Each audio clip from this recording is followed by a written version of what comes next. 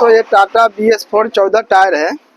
ये किनपिन के काम के लिए गाड़ी आई हुई है। सामने का चारों चक्कर किनपिन का काम करने। दोस्तों इसमें एक प्रॉब्लम है, दिखाते हैं आपको। मैं बार बार बोलता हूँ कि सामने में पीछे गोटी का टायर सामने में नहीं डाले। देखिए ये पीछे गोटी का टायर सामने में डाला हुआ है। इसका टायर का कंडीशन आप देख सकते हैं, आप लोग को दिखता होगा वीडियो में। और इधर दिखाते हैं आपको सामने का। देखिए ये देखिए कैसा फ्रेश लग रहा है। और ये सिर्फ पीछे गोटी का है तो इसका कंडीशन देख लीजिए। और ये सामने गोटी का है। और दिखाते हैं आपको दूसरे साइड का। देखिए सामने गोटी का है तो इसका भी कंडीशन देख लीजिए। और ये भी सामने गोटी का है तो इसका भी कंडीशन आप देख लीजिए। अब आप सोच सकते हैं कि पीछे गोटी का टायर लगाना सामने में कितना बड़ा मूर्खता है। देख सकते हैं कंडीशन, आप लोग देखिए।